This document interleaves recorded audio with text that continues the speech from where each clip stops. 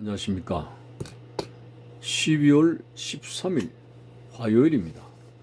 10분 말씀을 올려드리겠습니다. 누가복음 14장 15절에서 20절까지 읽어드립니다.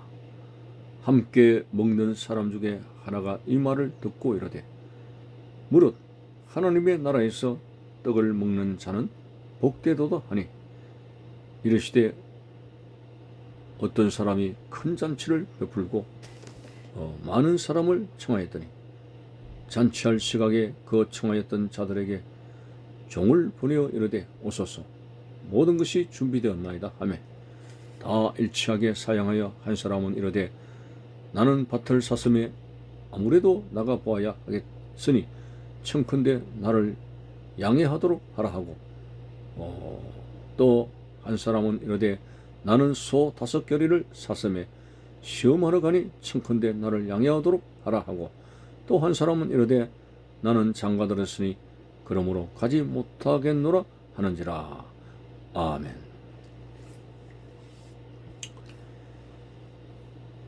자, 예수님께서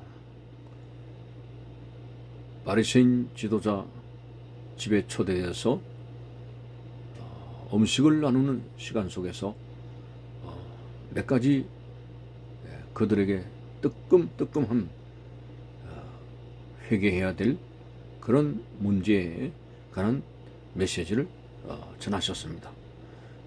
잔치집에 초대받거든 상석에 앉지 말고 말석에 앉으라고 하는 겸손의 말씀과 그리고 두 번째는 가난한 자들에게 베풀라는 재물의 바른 사용에 대해서 말씀하셨습니다. 자, 오늘 그래서 가난한 자들에게 재물을 베풀으라고 말씀을 하게 되었을 때에 함께 떡을 먹는 사람 중에 한 사람이 이 주님의 말씀을 듣고 갑자기 이런 말을 했습니다. 무릇 하나님의 나라에서 떡을 먹는 자는 복되도다. 자, 어떤 면에서는 이 사람이 주님께서 하신 말씀을 이해를 하지 못하고 동문서답하는 그런 말을 하게 된 것이죠. 하나님 나라에서 무슨 떡을 먹습니까? 성령의 역사하심으로 영원한 평강과 은총을 사실상 먹지 않아도 되는 그런 천국의 세계에 떡을 먹는다는 궤변을 늘어놓습니다. 참 마치 그 사두개인들이 부활이 없다고 하면서 그들이 억지로 그 논리를 하나 만들어냈죠.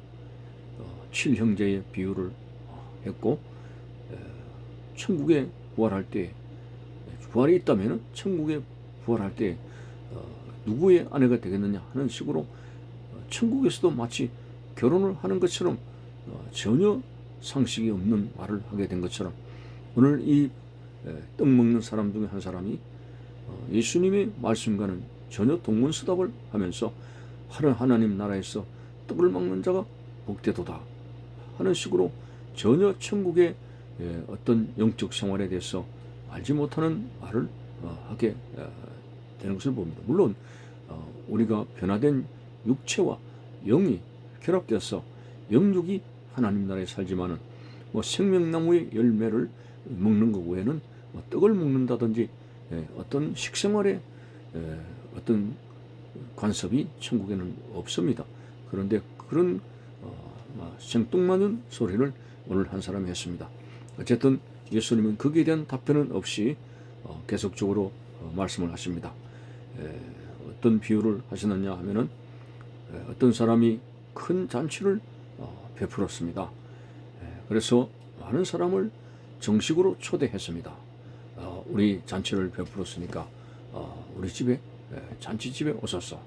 다른 성경에 보면은 임금님이 아들 왕자를 위해서 이제 잔치를 베풀었다 하는 구체적인 내용이 있는데 여기서는 막연히 어떤 사람이 큰 잔치를 베풀었다라고 되어 있습니다. 그래서 종이 가서 이제 잔치 시간이 돼가지고 초대되었던 약속된 자들에게 찾아가서 종들이 가서 말을 합니다. 오시옵소서 모든 것이 준비가 되었습니다. 자, 절구하십시오 하고 기꺼이 초대를 합니다. 약속되었던 사람들에게. 그런데 웬일인지 초대받았던 사람들이 다 문제가 생기고 사생활의 문제로 그것 거절을 하게 됩니다. 18절에 보니까 다 일치하게 사용하여 한 사람은 나는 밭을 샀습니다. 아무래도 안 되겠습니다. 샀으니까 그 밭에 대해서 좀 생각을 해봐야 되겠습니다. 뭐 이렇게 이해를 해달라 그러고, 또 한 사람은 소 5겨레를 샀습니다. 5겨레니까 10마리죠. 10마리를 샀으니까 시험하러 가야 됩니다. 이해해 주십시오. 라고 했습니다. 또 어떤 사람은 장가를 들었습니다.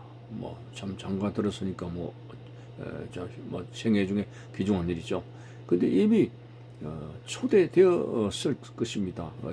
예약이 예수님께서 하신 말씀은 잔치집에 미리 예약이 되었다. 미리 초대가 되었으니까 그날은 비워두어야 할 중요한 자리가 있음에도 불구하고 그 초대되었던 날은 상관없이 장가 갔다 이거죠. 그래서 장가 갔으니 당당하게 그날은 못 가겠습니다 라고 하는 말이 있습니다.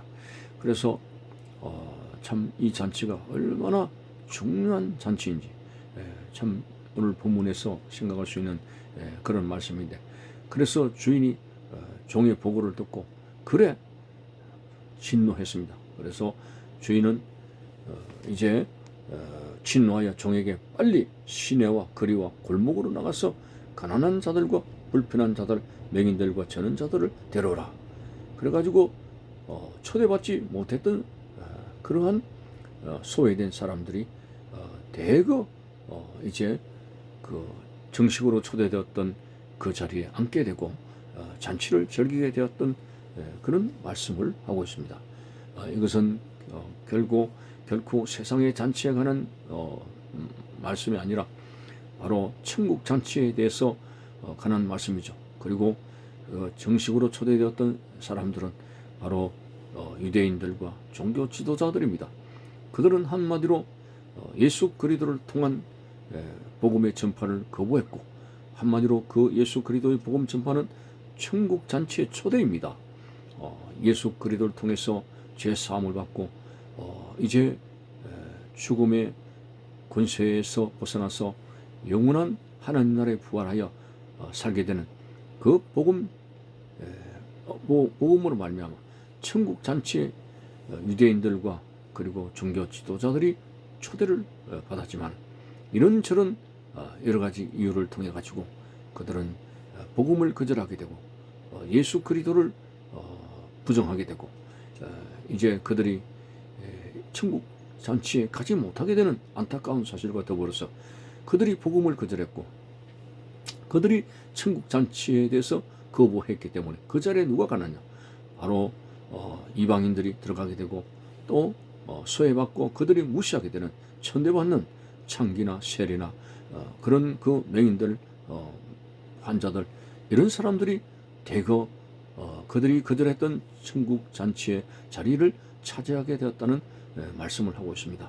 참으로 천국은 침노하는 자의 것이라고 했는데 그들이 유대인들이 본 자손들이 잔치 자리를 거절했기 때문에 그들은 그 자리를 빼앗길 수밖에 없었습니다. 오늘 이방인들에게 복음이 계속적으로 전파되어지게 되고 많은 이방인들이 천국 잔치의 자리에 참여하게 되는 실질적인 상황이 지금까지 벌어지고 있지 않습니까? 참으로 지금은 은혜 받을 만한 때요, 구원의 날이로다 했으니 결코 주의 복음을 완고한 마음으로 거절하는 것은 복을 쳐버리는 그런 무지한 사람이 되는 것입니다. 무엇보다도 천국이 있다는 분명한 사실, 어떤 사람이 죽어봐야 알지 천국이 어디 있습니까? 천국은 내 마음에 있는 거지, 착한 일만 하면 되는 거지 천국이 실질적으로 어디 있습니까? 이렇게 천국이라는 분명한 사실을 부정하고 있습니다. 그리고 상대적으로 지옥이라고 하는 엄연한 그 사실이 있음에도 불구하고 지옥이 있다는 사실조차도 부정하게 되고 그냥 죽을 때 조용히 자식들에게 피해를 끼치지 않고 그렇게 죽으려고만 하는 그런 참 무책임한 사람들이 많이 있습니다. 오늘 여러분, 천국과 지옥 분명히 있습니다.